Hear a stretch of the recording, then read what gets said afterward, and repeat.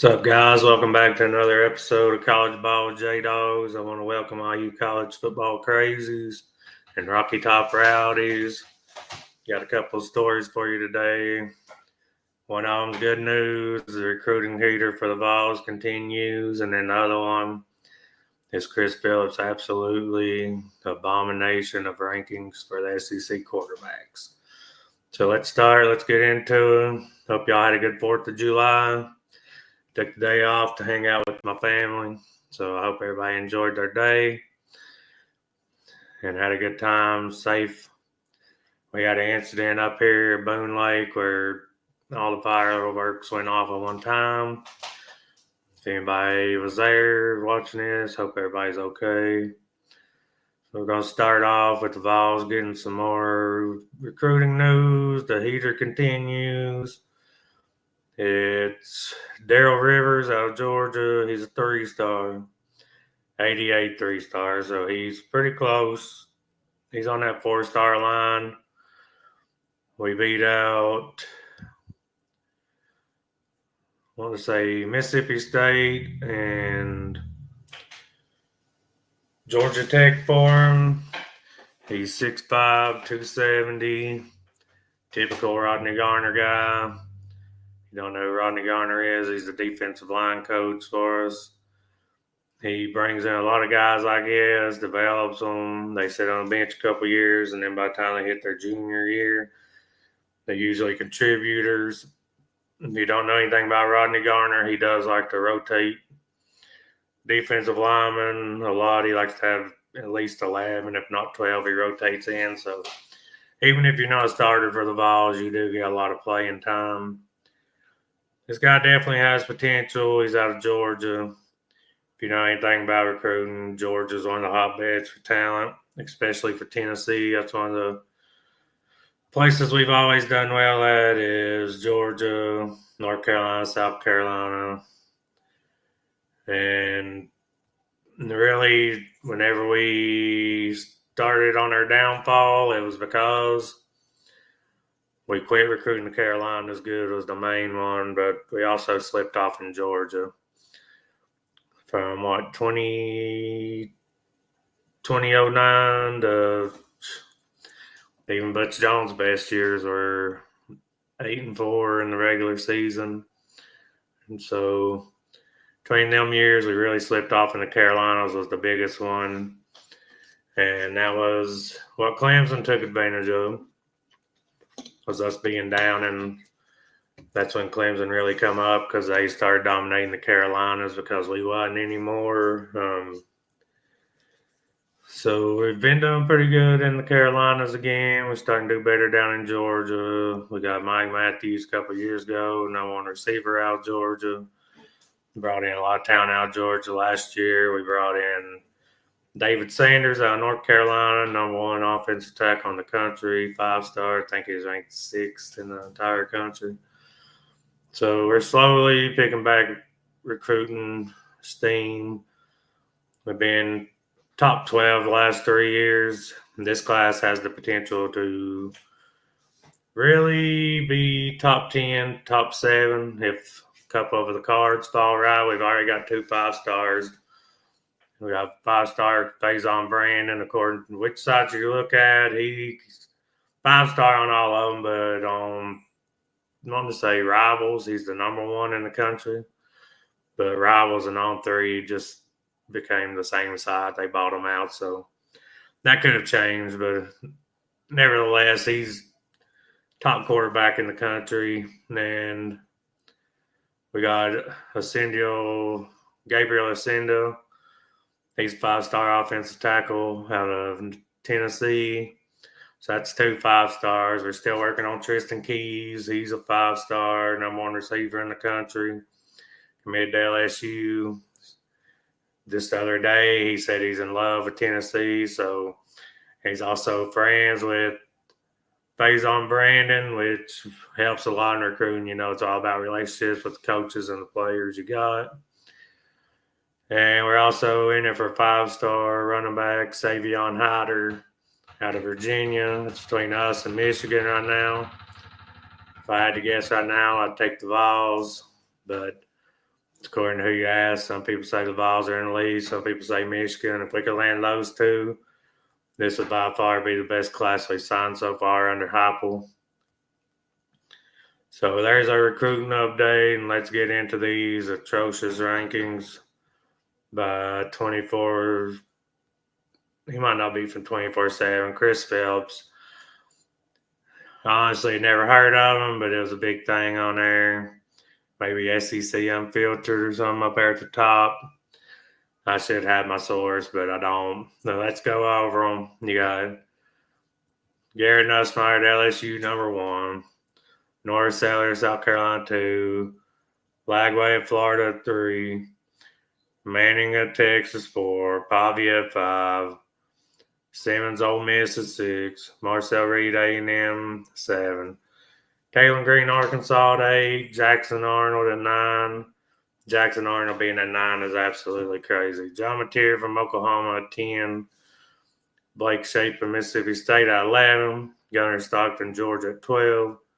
Ty Simpson, Bama, 13. Bo Prabula, who hasn't even played besides running the ball some for Penn State, at 14 above Aguilar. Zach Calzada from UK at 15 over Aguilar is crazy too because he's not done anything in college so far. And last but not least, Aguilar from Tennessee is dead last. So let's get into these rankings here. Nussmeier at 1. I honestly can't argue with much. He's a senior. He's been really good. I don't know that I'd have him number 1, but if they have him at 1, I wouldn't argue with him. Norris Sellers at 2. I think that's a little high for Norris. He has all the potential in the world, but he's still a work in progress. He's athletic as can be. He's still got to work on his passing a little bit. Lagway at 3. Lagway had a good season last year as a freshman, but I'm not sure I quite have him that high. Does he have the potential to be? Absolutely, he does. Arch Manning at 4. That could end up being a little low for Arch, but he hasn't started very much, played very much, so we'll see how he does. A lot of people think Arch is going to be the number 1 pick in the draft next year. My only take back with that is if he was that good, why was Quinn Ewers starting over him? When Quinn Ewers went the 7th round of the draft, basically near the end. I mean, there was 200 and some players picked ahead of Ewers. So if Arch was that great, why was he not playing over him? Arch is athletic compared to Peyton and Eli. I'll give him that. And he does have a good arm. But from the teams he's played so far, he's not played against good competition yet. So we'll see how he does there. Pavia at 5. I'd have Pavia in that range. He's more of a guy that gives you his all. He's not the most accurate guy, but he leaves it all on the field. I can't really say he should be higher or lower because he's at least proven. A lot of guys on this list are not proven, which I understand. That's why they're kind of down on the list. Austin Simmons at 6. He's not proven at all. He's been in some games. Left-handed quarterback, Ole Miss, taking over for Jackson Dart. So how he's ranked 6th, if you're just basing it off of how much they played, or I don't know what he used on his ranking, it's kind of like he just threw people in there and seen what stuck. Probably did a couple of them just to get people to react to it like me. Marcel Reed, Texas A&M at 7. I could see him anywhere from the 7 to 10 range. He done all right when he was in last year. When the run game's working, when he really excels. He's not the best passer. He can't take off and run. But he's also, I think, just a redshirt freshman last year, so he could definitely improve. And then Taylor Green, Arkansas at 8. That kid has talent. He shows it in flashes. One game he'll look like first-round pick. One game he'll look like a 7th-round pick. Unfortunately for Tennessee, he was looking pretty good. We played him last year when they upset us at Arkansas. Then he got hurt, and we still ended up losing, which sucked. Seems like we always find a way to lose that one that we shouldn't, but we always find a way to win one that people don't think we can either. This one I have a huge problem with. Jackson Arnold at 9. He's at Auburn now. He was at Oklahoma last year. Oklahoma had an abysmal offense. Yeah, they had receivers hurt. All that. Jackson Arnold was a 5-star. He's ranked behind Nico coming out of high school. And to put him at 9 over some of these other guys with the way he played last year is just absolutely crazy to me. Could he work out for Auburn? That's to be determined. But so far, literally every player that's been at Auburn has not been good under Hugh Freeze. Could he change that? Sure. Auburn has a lot more talent at receiver to throw to.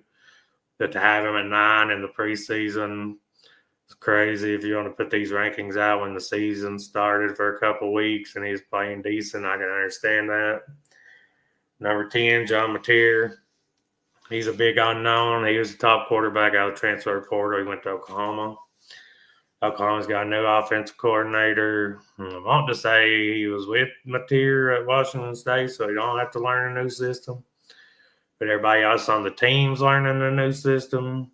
A lot of people think Mateer is going to be maybe a Heisman candidate. That also, you could say the same thing with Aguilar that you can say with him. It's a big jump up in competition. He's at Washington State. Washington State's still in the Pac-12. So they have to play teams like Boise and stuff out of the Mountain West because there's not that many teams in the Pac-12 right now because it fell apart. So we'll see how he handles jumping up in competition. That I could see him as top 5. Blake Shapen at Mississippi State didn't really do much last year, and then he got hurt. I don't know that I'd probably have him down at the probably 13, 14 range, just based off of what he done last year. He's in a system just like Heupel's, so he could figure it out, but Mississippi State just does not have a lot of talent. The talent they did have, a lot of it left in the portal. So we'll see how he does this year. Their over-under win total, I think, is 2.5, which tells you what kind of season they're expected to have. Gunnar Stockton of Georgia at 12, honestly, don't really have a problem with, just based off how he looked last year in the SEC title game and the playoffs when he took over from Beck when Beck got hurt.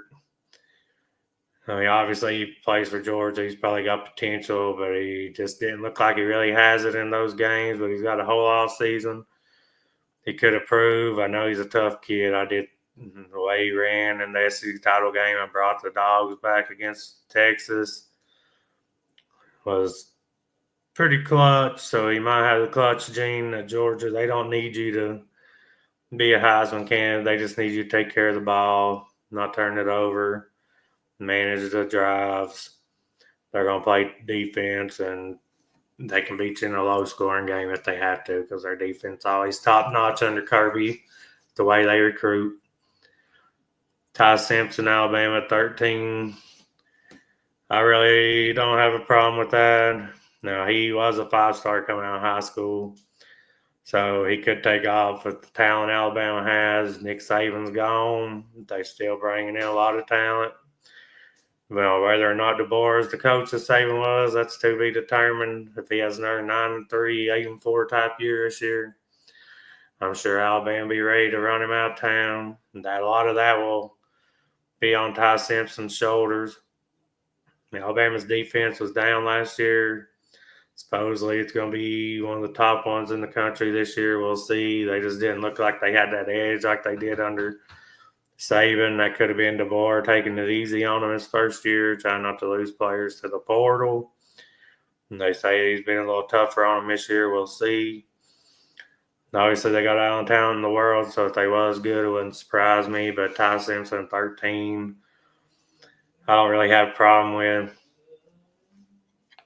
One I do have a problem with is Bo Perbula being above Aguilar. I think he should be 14 or 15 or 16.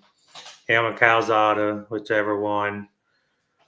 Bo Pribula's done nothing but run the ball for Penn State. He wasn't even a starter. They just come in and ran the ball every now and then.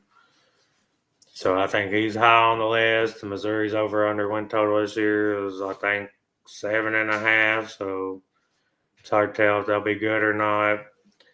Then Calzada, Kentucky. I mean, he's transferred around everywhere. He started, I want to say Auburn, but him being above Aguilar is a crime too. I think his dude just made this list to honestly get people to talk about it because these rankings are absolutely absurd. Last but not least, Aguilar, Tennessee, dead last. Absolute joke. I mean, the way Heupel's offense is, there's no way Aguilar will be last in the SEC. I don't care. He has had turnover problems at Appalachian State, but he's also a gunslinger, so he's going to move the ball. He can hit the deep ball. Like I said, these are preseason rankings. I might make my own preseason rankings. Let y'all decide who's you'd go with instead. Like I said, this list is atrocious. Aguilar, I'd put him probably maybe 10 right now, just because we don't know what he's going to do yet. But compared to some of the people on this list, he's done way more while he's in college than some of them. And that's what I'm trying to. That's what I would base my rankings off of, is what they've done, not what they could do. I get it's a jump up in competition. Same with John Mateer. So y'all let me know your thoughts on this pre-SEC Media Day quarterback rankings. Also, Media Days are coming up later in July. I'll cover what Heupel says on there. I'll cover what other coaches say. Cover what the media votes for the ranking. And another thing I left off of my list here I won't go over is Athlon Sports. Athlon Sports is a big